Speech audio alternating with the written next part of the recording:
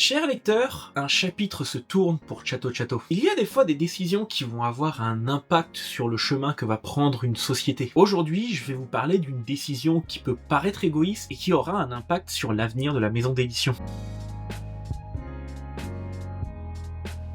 Salut à tous, ici Nico, le directeur éditorial et fondateur de Chatto Chatto, la petite maison d'édition de manga qui monte. Dans ce journal de bord du mois d'octobre 2024, je vais vous parler d'une décision qui a été prise et qui aura un impact sur l'avenir de la maison d'édition. Alors non, on n'a pas été racheté par une multinationale qui va nous transformer en collection de webtoons. Et non, la maison d'édition ne va pas faire faillite non plus. D'ailleurs, si vous ne suivez pas Chatto Chatto sur les réseaux sociaux, n'hésitez pas à le faire, ça vous coûte rien et ça permet de soutenir la maison d'édition. Bref, aujourd'hui il y aura du sang, du drama et des pleurs. Non, je déconne, il y aura juste du drama et des pleurs, surtout les miens. Comme je vous l'ai dit en intro, des fois dans la vie d'une entreprise, il y a des décisions qui vont avoir un impact sur la trajectoire que celle-ci va prendre. Ces décisions ou ces choix peuvent être éditoriaux, financiers ou même moraux. Là, je vais vous parler d'une décision qui aura un impact sur le catalogue de la maison d'édition. Mais je vais arrêter de vous teaser comme ça et je vais passer directement à l'annonce. Dès 2025, Chatto Chatto arrêtera définitivement de publier des œuvres venant de Taïwan. Non. Attendez, quoi ? Vous allez me dire que Chatto Chatto publiait jusqu'à présent des mangas taïwanais? Et oui, cela ne se remarque peut-être pas, sauf pour les yeux les plus aguerris, mais Chatto Chatto publiait des mangas taïwanais. En effet, il n'y a pas véritablement de différence entre un manga japonais et un manga taïwanais. Le style graphique est le même, les codes sont les mêmes, et finalement la seule différence est l'origine de l'auteur. Laissez-moi vous expliquer quelque chose d'abord. Quand j'ai démarré Chatto Chatto, j'avais une volonté. C'était celle de mettre en avant le manga en tant qu'art, sans prendre en considération des facteurs autres que l'œuvre elle-même. Le manga est certes d'origine japonaise, et c'est également là qu'il y a le plus grand vivier d'artistes, mais j'aime à me dire que si une œuvre me plaît, je ne dois pas me restreindre simplement parce que l'auteur n'est pas d'origine japonaise. Par exemple, beaucoup de personnes oublient que Boichi, l'auteur des magnifiques Sunken Rock et Dr. Stone, n'est pas d'origine japonaise, mais coréenne. Faudrait-il se refuser à lire ses œuvres pour la simple et bonne raison qu'il n'est pas né au Japon? C'est finalement un choix. Certains éditeurs vont se focaliser sur le Japon,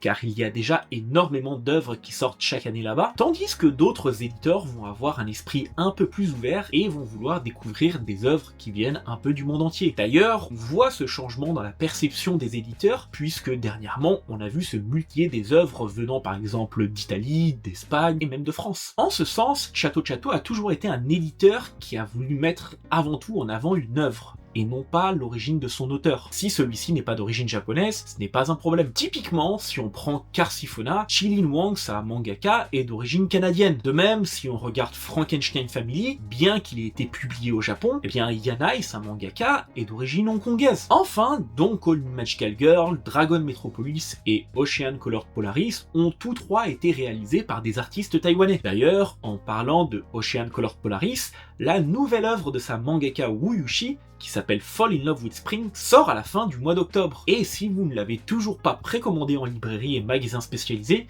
voici une petite vidéo qui pourrait finir de vous convaincre.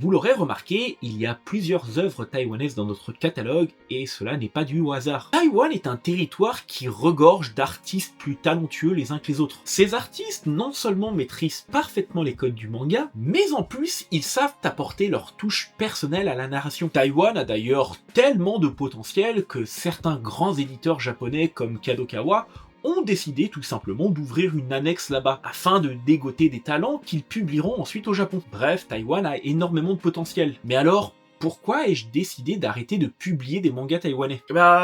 tout simplement car j'en veux au gouvernement taïwanais. On va se calmer, je ne parle pas de politique ici. Juste une vision purement personnelle des décisions qu'ils ont prises et une réaction de ma part qui peut paraître égoïste, voire puérile. Mais à la fin de mon histoire, vous pourrez me dire si vous auriez fait la même chose ou pas. Mais avant de commencer les choses, sachez que tout ce que je vais vous dire est purement lié à mon expérience personnelle. Ma vision peut être subjective, même si des preuves évidentes me font dire ce que je vais dire. D'abord, un peu de contexte. Il y a encore 10 ans, le manga taïwanais n'avait aucune visibilité en France. L'un des rares éditeurs à avoir commencé à publier des œuvres taïwanaises en France étaient les éditions Kotoji, qui aujourd'hui se font appeler Asia District, si je ne me trompe pas. D'ailleurs, c'est grâce à eux que j'ai pu découvrir certaines œuvres taïwanaises. Mais autant dire que un éditeur, ça fait pas grand monde. Cela allait pourtant changer grâce à deux choses. Tout d'abord, une politique offensive de diplomatie culturelle de la part du gouvernement taïwanais, et ensuite, un véritable partenariat avec le Festival international de la bande dessinée d'Angoulême. Enfin, un dernier petit déclencheur avec Chato Chato, et je ne dis pas ça de manière égocentrique. Laissez-moi vous expliquer. Nous sommes en 2018 au Festival d'Angoulême. À ce moment-là, le gouvernement taïwanais avait déjà commencé son travail de diplomatie culturelle en installant un pavillon Taiwan Comics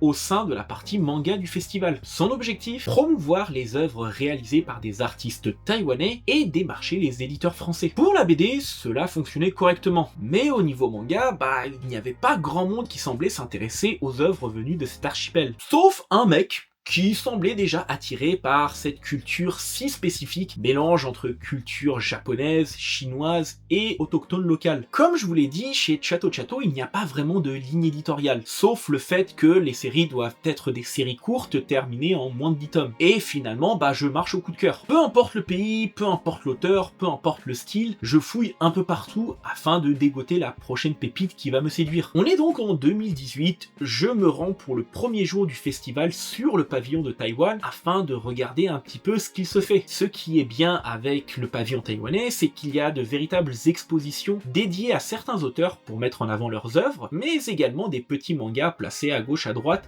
qui permettent de voir une étendue du catalogue qui est proposé par le pavillon taïwanais. Je check, je regarde, je fouille. Il y a beaucoup de potentiel, mais je ne sais pas, il faut que je revienne pour regarder cela un peu plus en détail. Malheureusement, j'ai pas mal de réunions et il m'est compliqué de rester plus d'une heure. Je reviens donc le dernier jour du festival. C'est la fin, les collaborateurs taïwanais sortent le champagne et discutent entre eux sur le stand, et finalement occupent pas mal l'espace. Moi, je ne suis pas là pour ça, je suis là pour avant tout trouver une œuvre qui pourrait me plaire. Du coup, j'essaye de me faufiler entre les gens et regarder un petit peu ce qui est proposé à nouveau. Et là, je vois sur une grande table au milieu qu'il y a plein de mangas en vrac qui n'avaient pas été montrés le premier jour du festival. Je commence à m'approcher de la table, et là, tout de suite, une jaquette m'interpelle. Je sais tout de suite que je viens de trouver le coup de cœur que je recherchais. Là, une personne du pavillon me remarque et vient me voir. En même temps, quand on voit que j'étais quasiment le seul occidental à être présent sur le pavillon,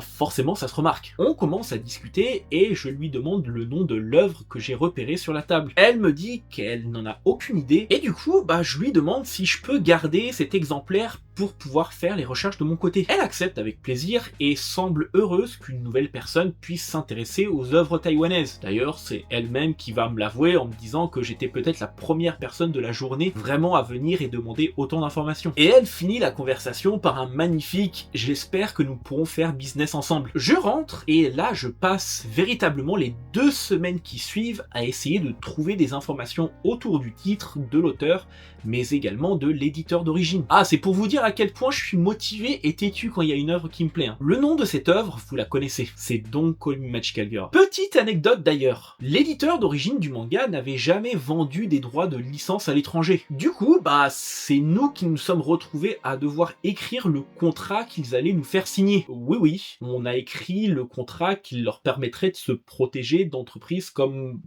la nôtre. Bon, heureusement, leur service juridique s'est chargé ensuite de créer sur cette base-là un contrat qui est plus en accord avec la juridiction taïwanaise. Bref, c'est un coup de cœur et le début d'une belle collaboration. Mais là, j'ai une autre problématique. Je sais que le manga taïwanais a énormément de potentiel, mais il faudra être quelque peu astucieux pour pouvoir l'imposer auprès du lectorat français. Vous voyez, il y a de cela encore quelques années, pour certains lecteurs, si un manga n'était pas dessiné par un japonais, c'était un nom direct. Pourtant, ils rataient l'occasion de découvrir une œuvre tout aussi qualitative qu'une œuvre japonaise, sinon plus. Du coup, ma stratégie dès le début de Chato Chato, c'était finalement de se focaliser uniquement sur l'œuvre et de ne pas s'attarder sur les facteurs minimes comme la nationalité de l'auteur. Quand on parle de nos mangas, vous remarquerez qu'à aucun moment on met en avant le fait que tel auteur est de telle origine. Tous nos mangas sont mis en avant de la même manière et au même niveau. J'ai promu Don't Call Me Magical Girl de la même manière que j'aurais promu n'importe quel autre manga. Et d'ailleurs, cela a payé, au point que le manga se retrouve en rupture de stock un mois après sa sortie. Cela déclenche alors quelque chose chez mes confrères. L'un d'entre eux m'avouera même quelques années plus tard que cela avait déclenché chez lui son intérêt pour les mangas taïwanais. On est l'année suivante, toujours au festival d'Angoulême, et là je sens que les choses changent. Là où l'année précédente j'étais peut-être le seul à m'intéresser aux œuvres taïwanaises, maintenant je remarque qu'il y a plusieurs confrères qui sont présents sur le pavillon. Pire, dès que je commence à checker des œuvres, je sens les yeux de mes confrères se diriger vers les œuvres que j'ai piochées. Et le plus drôle, c'est que certains sont même carrément dans mon dos, en train de regarder par-dessus mon épaule qu'est-ce que je suis en train de lire. C'est là que j'ai fait une première erreur. À l'époque, je n'étais pas méfiant comme je le suis aujourd'hui. J'avais tendance à m'imaginer que le milieu de l'édition,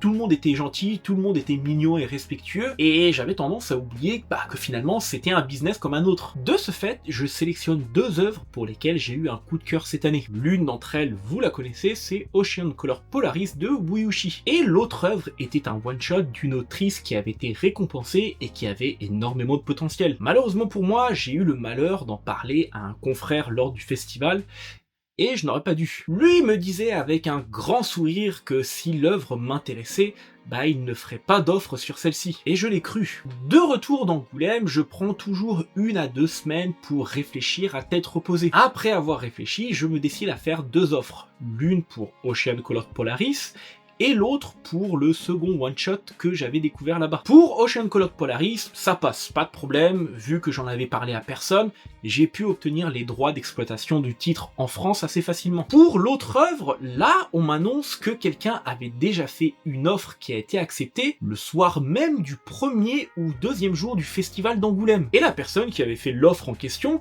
n'était autre que la personne avec qui j'avais parlé de ce one-shot et qui m'avait dit qu'il ne ferait aucune offre. Vous voyez le coup de poignard ?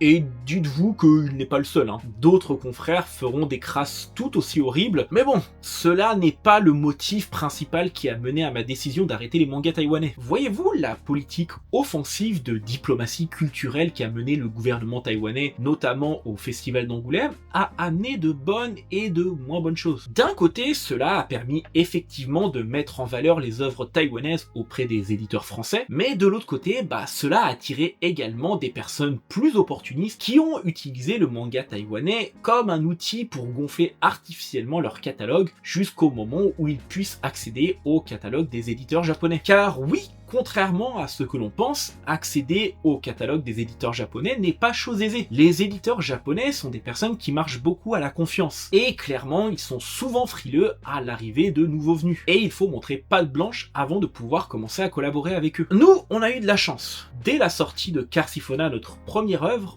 on a pu obtenir la confiance de déjà pas mal d'éditeurs japonais. De ce fait, quand j'ai commencé à m'intéresser au manga taïwanais, j'avais déjà accès au catalogue des éditeurs japonais. Mais cela n'était pas le cas pour certains confrères, et d'ailleurs, aujourd'hui, cela n'est toujours pas le cas. Du coup, à leurs yeux, le manga taïwanais était finalement un bon bouche-trou, un bon moyen de gonfler leur catalogue pour pouvoir essayer de convaincre les éditeurs japonais de leur faire confiance. Et ces mots, ils viennent pas de moi. Alors oui, cela n'est pas illégal, mais à mes yeux, cela est plutôt immoral. Tu n'accordes aucune valeur à une œuvre, à son auteur, mais tu considères celle-ci simplement comme un moyen, une compensation, en attendant de pouvoir accéder au produit que tu souhaites réellement. Finalement, c'est assez triste. Pour le ministère de la Culture taïwanaise, cela ne semblait pas poser de problème, car au final, on s'en fout. Du moment que les mangas taïwanais sont édités en France, sens, n'est-ce pas là le plus important? Heureusement qu'existait Taika, une organisation gouvernementale séparée du ministère de la culture taïwanaise, qui lui était beaucoup plus axé pour mettre en avant le côté artistique. Bref, quand je voyais ça, ça me fatiguait, mais bon, que voulez-vous, cela fait partie du jeu et ça fait partie du business. Je continue de mon côté à publier des œuvres taïwanaises sélectionnées minutieusement et à les promouvoir le mieux possible, avec nos moyens. Vu que je sélectionne à chaque fois minutieusement et que je ne suis pas pressé qu'il faut trouver la perle rare, bah du coup il n'y a pas énormément de nouvelles sorties taïwanaises. Mais de l'autre côté, bah je vois plein d'œuvres taïwanaises sortir un peu partout, et là je commence à me poser des questions. 1, 2, 3, 6 œuvres par an, ça fait beaucoup là, non?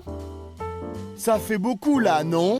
Ok, je sais qu'ils veulent remplir leur catalogue et que du coup, bah en fait c'est une bonne opportunité le manga taïwanais. Mais finalement, sortir un manga, ça a un coût. D'où sort-il tout cet argent? La plupart de ces éditeurs ne sont pas des grands groupes et finalement n'ont pas beaucoup d'argent. Là, je fouille un petit peu et d'un seul coup, je me souviens de quelque chose. La bourse du ministère de la Culture pour la traduction et la publication. Une subvention mise en place par le ministère de la Culture afin de permettre le rayonnement des œuvres taïwanaises à travers le monde. Cette subvention est proposée 2 fois par an sous condition d'acceptation du dossier. Je me décide donc d'aller checker pour voir qui a obtenu ces subventions, car les résultats sont finalement publics et il est facile de voir quelle entreprise a obtenu quel montant. Là, je vois le nom de certains de mes confrères et je comprends que j'avais raison. Non seulement le manga taïwanais est un bouche-trou, mais en plus maintenant cela devient une opportunité très lucrative pour certains d'entre eux. Non seulement ils ne payent rien pour la traduction, le lettrage ou l'impression, mais ils finissent par repartir avec les bénéfices de la vente du manga. En échange, ils doivent simplement promouvoir le manga taïwanais et indiquer dans le colophon que ce manga a été subventionné par le ministère de la Culture taïwanaise. De mon côté, j'aurais pu en profiter car si je me souviens bien, j'avais démarré un dossier pour essayer d'avoir une subvention pour la sortie du tome 3 de Don't Call Me Magical Girl. Mais finalement, je me suis dit que c'était pas la bonne solution, car afin de promouvoir une œuvre de la même manière que je le ferais pour une autre, il faut que je prenne les mêmes risques financiers. Et pourquoi? Parce que t'es con, voilà pourquoi! Ok,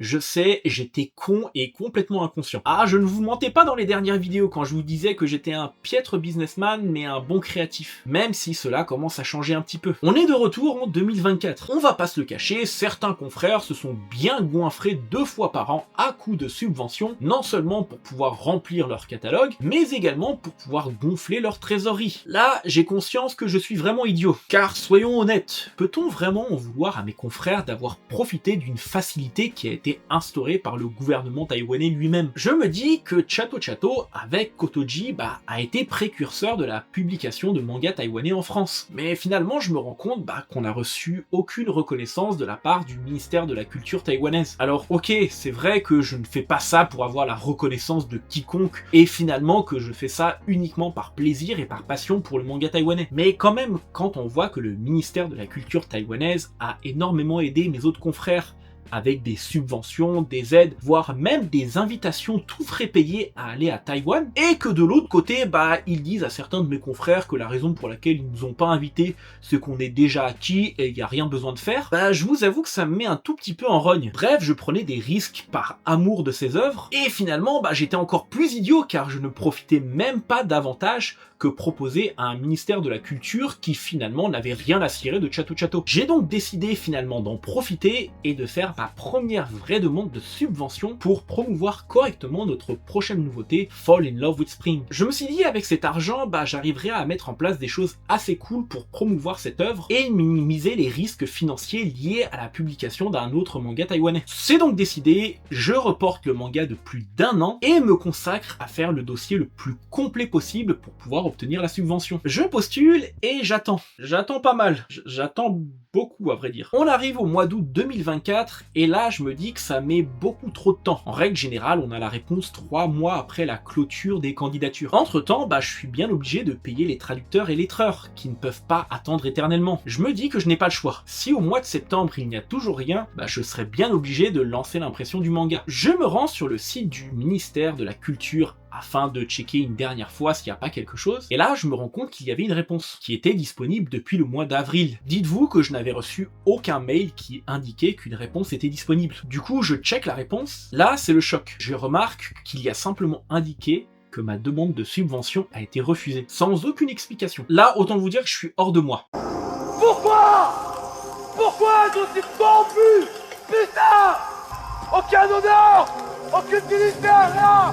Non seulement le dossier était solide, et je ne comprends pas ce refus car il n'y a aucune explication, mais en plus de cela, ça veut dire que j'ai retardé la sortie d'un manga de plus d'1 an pour en arriver à ce résultat. Ce n'est pas le fait que ma demande de subvention a été refusée qui m'a mis hors de moi, c'est le fait que non seulement je n'ai pas reçu de mail m'indiquant quand il y avait une réponse pour pouvoir m'adapter, mais qu'en plus de cela, quand je vois à quel point mes confrères se sont gavés et leurs demandes de subvention ont été acceptées facilement, de savoir que la mienne a été refusée, finalement je trouve ça tellement injuste. Dans mon esprit, c'est terrible, car je me dis que mon travail et l'importance que j'ai accordée au côté artistique, finalement, n'avaient aucune valeur auprès du ministère de la Culture taïwanaise, et que seul l'aspect business compte. Peut-être que mes confrères ont réussi à faire des dossiers qui étaient beaucoup plus axés sur le côté business, je ne sais pas de quelle manière, et que finalement cela était plus convaincant. Mais malgré tout, je trouve cela tellement injuste. Je suis énervé, mais je dois prendre du recul, voir si le problème ne vient pas de moi, et si je n'ai pas fait mal les choses. Mais plus j'y réfléchis, plus la finalité est là. Même si mon intention première n'a jamais été de profiter de l'argent de subvention, mine de rien, cela nous aurait permis de pouvoir mettre encore plus en avant certaines œuvres, et surtout de minimiser tous les risques que j'ai pris depuis ces dernières années pour sortir des mangas taïwanais. Mais au final, c'est injuste, car je me suis donné corps et âme pour essayer de promouvoir ces œuvres par passion, avec amour, j'ai pris le temps, et je continue à les mettre en avant encore aujourd'hui, et j'ai le gouvernement taïwanais qui va donner de l'argent à tout va à des entreprises qui finalement ne vont jamais porter le même niveau d'intérêt à ces œuvres. Alors je vois certains d'entre vous déjà venir pour me dire que cette réflexion est plutôt puérile et que le business, finalement c'est ça. Vous aurez peut-être raison, mais cette réflexion et impulsivité que j'ai ne font que refléter la passion que j'ai pour les œuvres en règle générale, mais également pour les artistes taïwanais. Le business doit être là pour élever la passion et l'art, et non le contraire. Malheureusement, dans notre monde, c'est l'inverse. L'art n'est finalement que prétexte à faire du business. Certains de mes confrères l'ont compris, moi je dois bien vous l'avouer que je continue à le refuser. Je peux en vouloir à mes confrères d'être des rapaces au niveau business, qui vont bouffer à tous les râteliers pour pouvoir faire grandir leur entreprise, quitte à mettre leur morale de côté. Mais que cela soit bien clair, j'essaye de faire la distinction entre l'aspect business et l'aspect humain. Certains de mes confrères, humainement parlant, sont absolument adorables, mais clairement au niveau business, j'aimerais au plus les éviter. Par contre, j'en veux vraiment au gouvernement taïwanais, qui a fait d'énormes efforts en leur accordant de grosses subventions, en les invitant à Taïwan et en faisant d'énormes gestes en leur faveur. Paradoxalement, notre maison d'édition n'a jamais reçu de tels gestes, à l'exception d'une subvention qui a été accordée par Taika, l'organisme dont je vous ai parlé tout à l'heure, pour le café de Château Château qui a eu lieu l'année dernière. Et même pour cela, il a fallu constituer un dossier relativement solide. J'ai donc pris 1 mois pour réfléchir à tête reposée à ce que j'allais faire. J'ai regardé les pour et les contre. Mon cœur me disait de continuer, à la fois pour les artistes que j'apprécie et les éditeurs avec qui j'ai de bonnes relations. Mais de l'autre côté, mon esprit me disait qu'il fallait prendre une décision rationnelle, purement business, en mettant de côté tout état d'âme. Chez Château Château, sortir un manga taïwanais coûte cher. Plus cher même que sortir un manga japonais. Et pour moi, la confiance et les bonnes relations se construisent sur de petits gestes. En faisant par exemple un effort pour ceux qui veulent véritablement promouvoir les œuvres taïwanaises, et non pas pour ceux qui le font par pur opportunisme. Je vous l'ai dit, ma vision est assez cinglante, mais elle est purement personnelle. À mon avis, les autorités gouvernementales taïwanaises ont pris la mauvaise décision en accordant trop d'importance aux mauvaises personnes. C'est triste pour les éditeurs avec qui je travaillais, pour les artistes que j'admirais, mais il est important pour moi de rester en accord avec mes principes. Je ne peux pas en vouloir à mes confrères qui vont utiliser ces subventions pour faire monter leur entreprise. Mais quand cela se fait par opportunisme, même si clairement ils vous diront le contraire, et qu'ils reçoivent toutes les subventions alors qu'aucun effort n'est fait pour notre société, clairement je vois que c'est le signe pour nous d'arrêter de faire des efforts. Alors, je vais pas vous le cacher, qu'en vous disant tout ça, je risque de créer des mini-dramas, mais il faut bien vous rappeler que cela est mon point de vue à moi, purement personnel. Celui d'une personne dégoûtée, frustrée, voire même un peu jaloux de voir certains confrères capables de mettre de côté tout état d'âme au service de la croissance de leur entreprise. Car, honnêtement, on va pas se le cacher, beaucoup des grandes entreprises se sont construites de cette manière. Je vous ai dit, en créant cette chaîne YouTube, que je vous montrerai les bons comme les moins bons aspects d'une entreprise. Mais cela vaut également pour moi. Vous montrer mes bons comme mes moins bons côtés. Il faut bien être clair. Je ne dis pas que je suis parfait. Loin de là. Et clairement, j'en ai fait des erreurs. Même si on va pas se le cacher,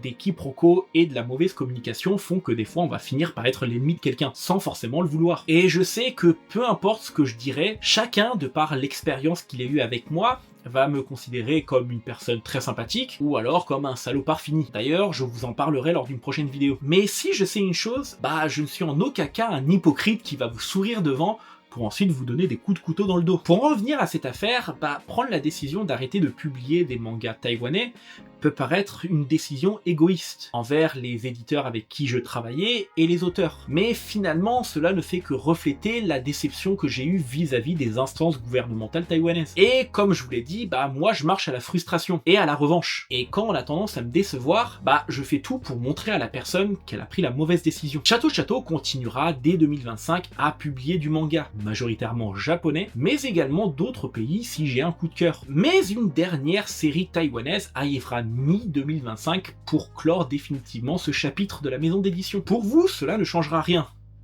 Enfin, je l'espère. Mais j'espère que vous pourrez me pardonner si cette décision vous a déçu. Ou, à minima, que vous pourrez comprendre celle-ci. Merci à tous d'avoir regardé cette vidéo. Si cela vous a plu, n'hésitez pas à laisser un petit pouce bleu, à vous abonner à la chaîne si ce n'est pas encore fait, et à cliquer sur la cloche de notification. N'hésitez pas également à me dire en commentaire qu'auriez-vous fait à ma place. Quant à moi, je retourne travailler sur la sortie de Fall in Love with Spring, qui, je le rappelle, sort à la fin du mois d'octobre, et également à vous dégoter de nouvelles petites pépites pour l'année prochaine. C'était Nico, tchuss tout le monde.